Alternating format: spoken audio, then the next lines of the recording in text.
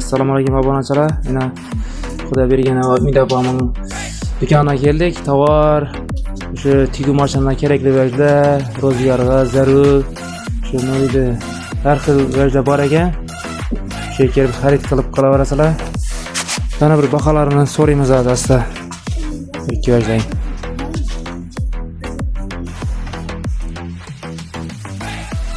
Bahası ma'lum turtaq. Buncha so'm qator?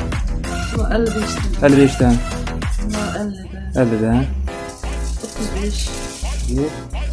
60. Ha, qadaqayimlar hamma o'z kerak-keraklar bor ekan. Telefon nomerini yozib qoldiramiz. Metrajli tovarlar bor ekan. Bu yerda turgandan bunday yayilib turgan qaramanglar, to'playın bu yoqdan turibdi ekan. Obuna bo'lib, like'larni bosib, opa-singillarga tashab qo'ysa bu videoni. Sog' salomat bo'linglar. Manzil Lazars tarafdan kelishin, o'ng qo'lda Sammoy bor. Sammoydan o'tib to'g'risida. Bag'at tarafdan kelishin Metan zapravka bor Kiropda. Shundan o'tib oyoq yo'li, ya'ni Asyap zinog'i chiqadi. Shundan o'tib chapga forot berasizlar.